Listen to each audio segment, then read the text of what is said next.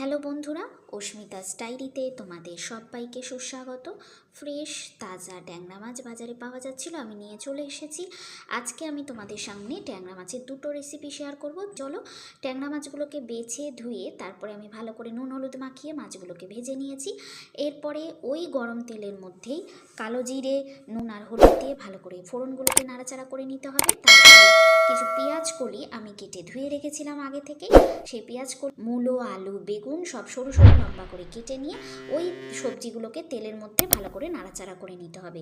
এবার কিছু ধনে পাতার ডাঁটের দিকের অংশগুলো আমি এখানে ইউজ করব।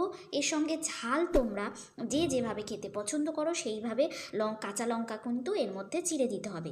তারপর ভালো করে ভাজা ভাজা করে নেওয়ার পর পরিমাণ মতো সের জন্য জল দিয়ে আমি একটুখানি চাপা দিয়ে দেবো।